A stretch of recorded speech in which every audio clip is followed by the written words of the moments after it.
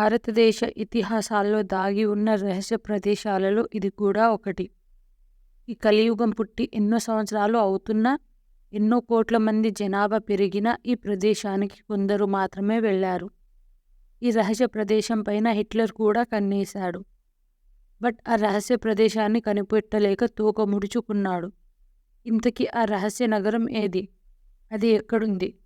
మన భారతదేశం ఎన్నో అద్భుతాలకు పునాది. అలాంటి అద్భుతాలలో హిమగిరులు కూడా ఉన్నాయి.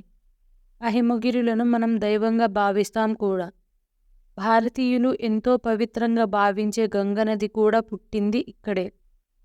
ఆ పరమశివుడు కొలువైన కైలాస పర్వతం మన దేశ పరిధిలో లేకున్నా ఎంతోమంది భారతీయులు ఆ పరమేశ్వరుడిని దర్శించుకోవడానికి వెళ్తుంటారు. అయితే అక్కడ కేవలం కైలాస పర్వతమే కాదు, కంటికి కనిపించని ఓ రహస్య నగరం కూడా ఉందనే సంగతి చాలా తక్కువ మందికి తెలుసు. ఆ నగరమే శంబళ నగరం. విష్ణు పురాణాలను చదివిన వారికి ఈ నగరం గురించి ప్రత్యేకంగా పరిచయం చేయాల్సిన అవసరం లేదు. ఎందుకంటే ఈ నగరం గురించి అందులో ప్రత్యేకంగా వివరించి చెప్పారు. మళ్ళీ ఆగడాల నుంచి కల్కి అవతారం వరకు ప్రతి ఒక్క సంఘటనకి ఈ శంబళ నగరం కీలక పాత్ర పోషించింది. అసలు శంబళ అంటే ఏమిటి? ఇది ఎక్కడుంది? ఈ నగరాన్ని ఎవరు నిర్మించారు? విష్ణు పురాణాలకి ఈ నగరానికి సంబంధం ఏంటి? హిట్లర్ ఈ నగరం మీద ఎందుకు కన్నేశాడు? అసలు ఆ నగరం ప్రత్యేకతలేంటి? ఇప్పటికీ ఈ నగరం రహస్యంగా ఎందుకు ఉంది? ఈ నగరాన్ని చూసిన వ్యక్తులు దాని గురించి ఏమని ప్రస్తావిస్తున్నారు? అసలు ఆ నగరంలో ఏమున్నాయి? ఇలాంటి ఎన్నో ఇంట్రెస్టింగ్ విషయాలను మీరు తెలుసుకోవాలంటే ఈ వీడియోని స్కిప్ చేయకుండా ఎండ్ వరకు చూడండి. ముందుగా మనం ఈ నగరం గురించి తెలుసుకోవాలంటే విష్ణు పురాణంలోని కలి ప్రభావం, కల్కి అవతారాల గురించి కొంచెం మాట్లాడుకుందాం. శంబళ నగరం అని చెప్పుకుంటున్నాం కదా, అసలు శంబళం అంటే ఏంటో తెలుసుకుందాం. శంబళం అనేది సంస్కృత పదం. టిబెట్లో దీన్ని షాంగ్రిల్లా అని అంటారు. హైందవ పురాణాల్లో దీన్ని సిద్ధశ్రమంగా పిలిచేవారు. ఈ నగరాన్ని భూలోక త్రివిష్టపం అని కూడా అంటారు. త్రివిష్టకం అంటే సంస్కృతంలో స్వర్గం అని అర్థం. శంబళంలో కూడా దేవతలు తిరుగుతారనే ఉద్దేశంతో ఈ నగరాన్ని భూలోక త్రివిష్టపం అని పిలిచేవారు. ఆ పేరే ఇప్పుడు అనేక రకాలుగా రూపాంతరం చెంది చివరికి టిబెట్గా మారింది. టిబెట్ మన భారతదేశానికి ఉత్తర దిక్కున ఉందన్న సంగతి అందరికీ తెలిసిందే. ఈ టిబెట్ని రూప్ ఆఫ్ ది వరల్డ్ అని కూడా అంటారు. ఎత్తైన పీఠభూములు గల ఈ ప్రాంతంలో బౌద్ధులు ఎక్కువగా నివసిస్తూ ఉంటారు. టిబెట్కి సరిహద్దులోని చైనాలో ఉన్న కైలాస పర్వతం, మానస సరోవరం సమీపంలోనే ఈ రహస్య శంబళ నగరం ఉంది. ఈ శంబళ నగరాన్ని కొంతమంది మాత్రమే దర్శించుకుంటారు. ఆ కొంతమంది మాత్రమే ఈ నగరంలోకి ప్రవేశించగలరు. వారికి ఎలాంటి లక్షణాలు ఉండాలో కూడా తెలుసుకుందాం. ఇప్పుడు ఈ నగరం ఎలా ఏర్పడిందో తెలుసుకుందాం. అగస్త్యుడు, మార్కండేయ, వశిష్ఠుడు, జమదగ్ని, విశ్వామిత్రుడు, అశ్వత్థామ వంటి మహాపురుషుల నుంచి నేటి అచ్యుతానంద, విశుద్ధానంద, మౌనస్వామి తదితర యోగులు, ఋషులు ఇక్కడే తపస్సు చేశారు. యోగ చేయడమే కాదు, ఎంతో పవిత్రమైన శంబళ నగరాన్ని కనులారా వీక్షించారు కూడా. మన పురాణమైన శ్రీ రామాయణ బాలకాండంలో విశ్వామిత్రుడు యాగం కోసం రామలక్ష్మణులను అడవుల గుండా సిద్ధాశ్రమానికి తీసుకెళ్తాడు. రామలక్ష్మణులతో తపస్సు చేయించి సిద్ధిని ప్రసాదిస్తాడు. అలాగే మహాభారతంలో సైతం పాండవులు ఈ రహస్య నగరానికి వెళ్ళినట్లు పురాణాలు చెప్తున్నాయి. పూర్వకాలంలో ఒక రాజు ఋషులతో మహాయాగం నిర్వహించి ఆ ఋషులకు బంగారు ఆభరణాలు, వేదికలు, మండపాలను దానమిస్తారు. ఋషులు వాటిని ధరించలేరు కాబట్టి ఒక రహస్యమైన ప్రదేశంలో దాచిపెట్టాలని అనుకుంటారు. అందుకుగాను పరమశివునిని ప్రార్థించి ఒక ప్రాంతంలో దాచిపెడతారు. ఆ ప్రాంతమే శంబళ నగరం. అయితే ధర్మరాజు శివుడి ఆశీస్సులు పొంది ఆ ఋషులు దాచిన సంపదను ఆ రహస్య ప్రదేశానికి చేరుకొని ఆ సంపదను పొందుకున్నాడని కూడా పురాణాలు చెప్తున్నాయి. విష్ణు పురాణంలో ఉన్న కల్కి అధ్యయనంలో శంబళ గురించి వివరించారు. ద్వాపర యుగాంతంలో శ్రీకృష్ణుడి మరణం తరువాత కలి ప్రవేశిస్తుంది. ఆ కాలంలో అధర్ముడు, అసత్య అనే దంపతులకు అంబుడు అనే కుమారుడు, అలాగే మాయ అనే కుమార్తె జన్మిస్తారు. ఆ అన్నా చెల్లెళ్ళు పెరిగి పెద్దవాళ్ళైన తరువాత ఒకరినొకరు పెళ్లి చేసుకుంటారు. వారికి క్రోధ, హింస అనే కుమారుడు, కుమార్తెలు జన్మిస్తారు. వారు కూడా వాళ్ళ తల్లిదండ్రులలాగే ఒకరినొకరు వివాహమాడి కలి అనే కుమారుడికి జన్మనిస్తారు. అతడే కలియుగానికి అధిపతి అవుతాడు. ఇప్పుడు మనం జీవిస్తున్నది కూడా ఇతని ఆధీనంలోనే. ఈ కలికాలంలో అధర్మం, అన్యాయాలు ఎక్కువగా ఉంటాయి. నూనె కారుతున్నట్లుగా ఉండే నల్లని శరీరం, కాకి వంటి కడుపు, నల్లని సొరంగం వంటి నోరు, ఎర్రని మిడిగుడ్లతో ఉంటాడు కలి. ఈ కలి శరీరం నుంచి నిత్యం దుర్వాసన వస్తుంది. జూదం, మద్యపానం, స్త్రీలతో అసభ్యంగా ప్రవర్తించడం వంటి చెడు లక్షణాలతో కలి లోకాన్ని పరిపాలిస్తుంటాడు. ఈ కలి పాలన వల్ల లోకమంతా పాపులతో నిండిపోతుంది. దైవాన్ని చిన్న చూపు చూస్తారు. నాస్తికులు పెరిగి దైవారాధన అంతరించిపోతుంది. ఎవరైతే అతి కిరాతనమైన బుద్ధితో ఉంటారో వారిలోకి కలి ప్రవేశించి వారి చేత నీచమైన పనులు చేయిస్తుంటాడు. అలా 4 పాదాలుగా మానవలోకం పాపాల పుట్టగా మారిపోతుంది. దాంతో ప్రజలు క్షుద్ర పూజలతో ప్రతికూల శక్తులను పూజించడం మొదలు పెడతారు. దీంతో దేవతలు శ్రీ మహావిష్ణువును ఆశ్రయించి లోకాన్ని రక్షించమని వేడుకుంటారు. అలా వేడుకున్న దేవతలకు శ్రీ మహావిష్ణువు ధైర్యం చెప్పి భరత వంశంలో శంబళ అనే నగరంలో జన్మిస్తానని దేవతలతో చెప్తాడు. ఆ నగరంలో ఉండే విష్ణుయశుడు సుమతి అనే పవిత్రమైన దంపతులకు పుత్రుడిగా జన్మిస్తానని చెబుతాడు. అలాగే లక్ష్మీదేవి సింహళ ద్వీపంలో పద్మావతిగా అవతరిస్తుందని చెప్తాడు. ఇచ్చిన మాట ప్రకారం విష్ణుయశుడు సుమతిలకు 4 చేతులతో జన్మిస్తాడు శ్రీ మహావిష్ణువు. పవిత్ర గంగ ప్రక్షాళనతో ఆ 4 చేతులు కాస్త 2 చేతులుగా మారిపోతాయి. మహావిష్ణువుకి మృత్యుంజయుడైన మార్కండేయుడు కల్కి అని నామకరణం చేస్తాడు. ఉపనయనం తరువాత కల్కి తండ్రి అయిన విష్ణుయశుడు వద్ద సెలవు తీసుకొని శాస్త్ర విద్యలు, వేదాలు నేర్చుకోవడానికి అని ప్రయాణిస్తాడు. తన ప్రయాణ మార్గం మధ్యలో పరశురాముడు కనిపిస్తాడు. దాంతో పరశురాముడు కల్కిని మహేంద్రగిరికి తీసుకెళ్తాడు.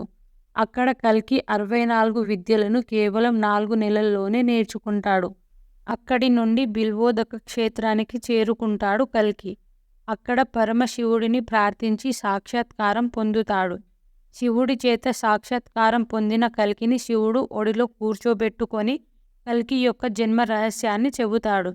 కలికాలంలో పాపాలను అంతం చేయడానికి ఈ అవతారంలో నీవు జన్మించావని చెబుతాడు శివుడు. కల్కి యొక్క జన్మ రహస్యాన్ని చెప్పడంతో పాటు దివ్యశక్తులు గల గరుడ అశ్వాన్ని కూడా బహుకరిస్తాడు. అనంతరం రత్నపు పిడికిలి గల ఖడ్గాన్ని అందిస్తాడు. తర్వాత కల్కి సింహళ ద్వీపానికి చేరుకొని పద్మావతిని పెళ్లి చేసుకుంటాడు. అక్కడి నుండి శంబళకు తిరిగి ప్రయాణిస్తాడు. అప్పటికి శంబళ నగరం యొక్క రూపురేఖలు మొత్తం మారిపోయాయి. ఎత్తైన భవనాలు, ఉద్యానవనాలు, సరస్సులతో ఎంతో అందంగా, ఆహ్లాదంగా కనిపిస్తుంది. ఒకప్పుడు చిన్న గ్రామంలో ఉండే ఆ ప్రాంతాన్ని విశ్వకర్మ నగరంగా తీర్చిదిద్దడంతో శంబళ సుందరంగా తయారవుతుంది. కానీ పాపుల్లో మాత్రం ఎలాంటి మార్పు రాదు. అందుకని కల్కి అక్కడ ఉన్న అధర్ములను సంహరించి ధర్మస్థాపన చేస్తాడు. ఈ సందర్భంలోనే దేవతలు శంబళకు వచ్చి కల్కిని దర్శించుకుంటారు. మళ్ళీ తిరిగి వైకుంఠానికి రావాలని ప్రార్థిస్తారు. దీంతో కల్కి సత్యయుగ స్థాపన చేసి గంగానది తీరంలో కల్కి అవతారం చాలిస్తాడు. తిరిగి వైకుంఠానికి విష్ణువుగా చేరుకుంటాడు. ధర్మానికి నిదర్శనంగా మారిన శంబళ అప్పటి నుంచి సాధారణ మానవులకు కనిపించకుండా అదృశ్యమవుతుంది. కలి ప్రభావం వల్ల పాపులుగా మారే ప్రజలకు ప్రవేశం లేకుండా పోయింది. అందుకే ఈ శంబళ నగరాన్ని చూడాలంటే ఆ మానవులు ఎంతో స్వచ్ఛమైన మానవులు అయి ఉండాలి. సత్యం, ధర్మం, అహింసను ఆచరించే పుణ్యాత్ములకు మాత్రమే శంబళ నగరాన్ని చూసే భాగ్యం దక్కుతుందని పురాణాల్లో చెప్పబడింది. పురాణాల్లో చెప్పినట్లు కొందరు సాధారణ వ్యక్తులు శంబళ నగరాన్ని చూసి రావడం అనేది అసాధ్యం. ఇప్పుడు అదృశ్య రూపంలో ఉండే ఈ మాయ ప్రపంచంలోకి ప్రవేశించడం అంత సులభమైన పని కాదు. మానవ శరీరంలో ఉండే సుషుమ్న నాడి తెరుచుకున్న వారికి మాత్రమే శంబళ నగరంలోకి ప్రవేశం లభిస్తుంది. ఇది కేవలం యోగ సాధనతోనే సాధ్యపడుతుంది. కొందరు ఈ జన్మలో పుణ్యకార్యాలు చేసినా లేదా పూర్వకర్మల వల్ల కూడా శంబళకు వెళ్ళే దారి కనుగొనలేరు. శంబళకు ప్రవేశించడం ఎంత కష్టమో. కానీ చిత్రమేమిటంటే ఈ సైన్స్ యుగంలో కూడా కొందరు శంబళలోకి ప్రవేశించి అక్కడి అద్భుతాలను చూసి వచ్చారు. శంబళ నగరాన్ని చూసిన ఆధారాలు కూడా ఉన్నాయని చెబుతున్నారు. ఇంతకీ శంబళ నగరాన్ని చూసిన ఆ పుణ్యాత్ములు ఎవరో తెలుసుకుందామా? 1889లో జన్మించిన ఆనందమయి హిమాలయాల్లో సుమారు 20 నుంచి 25 అడుగుల ఎత్తుగల మనుషులను చూశానని చెప్పడం విశేషం. ఆ మనుషులు 5000 ఏళ్ల నాటి ద్వాపర యుగానికి చెందిన మనుషులని ఆనందమయి పేర్కొన్నారు. అదేవిధంగా రష్యాకు చెందిన హెలినా హిమాలయాల్లోని రహస్య ప్రదేశాల అన్వేషణలో భాగంగా ఆమె శంబళ నగరానికి చేరుకున్నారు. ఆమె కూడా ఆనందమయి చెప్పినట్లే ద్వాపర యుగం నాటి మనుషులను చూశానని చెప్పింది. ఇదే విషయాన్ని ఆమె రాసిన Isis unveiled and the secret డాక్టరీన్లో కూడా రాశారు. ఆ మనుషులతో దిగిన కొన్ని ఫోటోలను కూడా ఆ పుస్తకంలో ప్రచురించారు. ఈ పుస్తకాలను మీరు ఆన్లైన్లో కూడా కొనుక్కోవచ్చు. అలాగే తమిళనాడులోని కుర్తలానికి చెందిన మౌనస్వామి కూడా శంబళ సిద్ధాశ్రమంలో తపస్సు చేశారు. 1974లో నికోలస్ రోరిచ్ అనే ఒక రష్యా పరిశోధకుడు శంబళ నగరం పైన ఎన్నో అధ్యయనాలు చేసి కొన్ని రహస్యాలను తెలుసుకున్నాడు. ఆయన చేసిన పరిశోధనలు ప్రపంచవ్యాప్తంగా విస్తరించాయి. దాంతో శంబళ నగరం గురించి జర్మనీ అధినేత అడల్ఫ్ హిట్లర్కు కూడా ఈ విషయం ఆయన చెవిన పడింది. ఈ సమాచారాన్ని అందుకున్న హిట్లర్ అల్టిమా థూలే అనే టీంని హిమాలయాలకు పంపి పరిశోధనలు చేయించాడు. కానీ శంబళ నగరం గురించి చిన్న రవ్వంత విషయాన్ని కూడా వారు తెలుసుకోలేకపోయారు. దాంతో వాళ్ళు తిరుగు ప్రయాణం చేపట్టారు. శంబళ నగరాన్ని చూసిన వారిలో వడ్డిపర్తి పద్మాకర్ కూడా ఒకరు. 1980లో వడ్డిపర్తి పద్మాకర్ హిమాలయాల్లోని ఓ గుహలో కఠోర తపస్సు చేస్తున్నప్పుడు విపరీతమైన మంచు తుఫాన్ ఏర్పడిందని, ఆ వాతావరణాన్ని తట్టుకోలేకపోతున్న సమయంలో సుమారు 20 అడుగుల ఎత్తైన ఓ వ్యక్తి తన తలను పట్టుకొని జనావాసాలో ఉన్న ప్రాంతంలో వదిలి వెళ్ళిపోయాడని ఆయన చెప్పినట్లు సమాచారం ఉంది. అయితే దివ్య దృష్టి గల వ్యక్తులకు శంబళ నగరంలోకి ప్రవేశం సులభమని, ఇది కేవలం యోగన సాధనతోనే సాధ్యమని పురాణాల్లో పేర్కొన్నారు. ఇప్పటి వరకు వెళ్ళిన వ్యక్తులు కేవలం శంబళ నగరంలో ఉన్న మనుషులను మాత్రమే చూసి వచ్చినట్టు మనకు తెలుస్తోంది. అసలైన రహస్య నగరంలోకి అడుగుపెట్టడం మాత్రం వారికి సాధ్యం కాలేదని కూడా మనకు తెలుస్తోంది. శంబళ నగరం మానస సరోవరం కైలాస పర్వతానికి అతి సమీపంలో ఒక అదృశ్య రూపంలో దాగి ఉంది. చాలామంది భక్తులు అక్కడ దేవతలను చూశామని చెబుతుంటారు. ముఖ్యంగా పౌర్ణమి నాడు మానస సరోవరానికి దేవతలు ఆకాశం నుంచి దిగివస్తారని, ఆ సమయంలో ఆకాశంలోంచి దివ్యకాంతులు కూడా కనిపిస్తాయని చెబుతుంటారు. టిబెట్ బౌద్ధ కాల చక్రం, భారతీయ పురాణాల ప్రకారం శంబళ నగరం చుట్టూ 8 రేకుల కమల ఆకారంలో పర్వతాలు ఉంటాయి. మధ్యలో స్ఫటిక చక్రం ఉంటుంది. దాని చుట్టూ గొలుసు కట్టుక పర్వతాలు ఉంటాయి. శంబళ రాజధాని పేరు కలాప. స్ఫటిక శ్రీచక్ర భవనంలో ఒక భూగ్రమం నమూనా ఉంటుంది. అది తిరగబడిన పిరమిడ్ మాదిరిగా ఉంటుంది. అందులోకి వెళ్లేందుకు సొరంగాలు కూడా ఉంటాయి. అందులోని 1,000,000 సూర్యకాంతుల కాంతితో సమానమైన చింతామణి అనే దివ్యమణి ఉంటుంది. అది దాదాపు పనసకాయంత సైజులో ఘనీభవించిన పాదరసంలా గడ్డగట్టినట్లు ఉంటుంది. సప్తరస ధాతువులతో ఏర్పడిన ఈ మణి గురించి రష్యా పరిశోధకుడు నికోలస్ కూడా ఆసక్తికర విషయాలను చెప్పాడు. ఈ మణికి అర్ధచంద్రాకారంలో ఒక ముఖం ఉంటుంది. పెదవులు తెరిచినట్లుగా ఒక ద్వారం ఉంటుంది.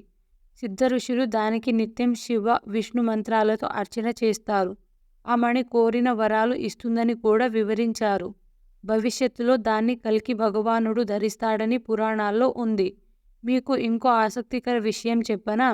ఈ సృష్టి పుట్టిన రోజు నుంచి అనేక కాలాల వరకు వివిధ ఋషులు రాసిన గ్రంథాలన్నీ ఇక్కడ భద్రంగా ఉన్నాయి. ఇక్కడ ఉన్న తాళపత్రాలు మొత్తం 18 సంపుటాలుగా విభజించి భద్రపరిచినట్లు సమాచారం ఉంది. టిబెట్ బౌద్ధ సన్యాసులు సైతం శంబళి నగరం గురించి చెబుతుంటారు. మణి పద్మహం అనే మంత్రాన్ని వీరు నిత్యం జపిస్తారు. అయితే శంబళి నగరం నిజంగానే ఉందా? దాన్ని చూశామని చెప్పిన వారి మాటలు నిజం అని ప్రత్యక్షంగా ఆ నగరాన్ని చూస్తే గానీ మనం చెప్పలేం. శంబళ నగరం అనేది ఇప్పటికీ అంతు చిక్కని మిస్టరీగానే ఉంది. ఈ వీడియో మీకు ఎలా అనిపించిందో కామెంట్లో చెప్పండి. అదేవిధంగా ఇలాంటి ఇంట్రెస్టింగ్ వీడియోస్ కోసం మన ఛానల్ని సబ్స్క్రైబ్ చేసుకొని సపోర్ట్ చేయండి ఫ్రెండ్స్.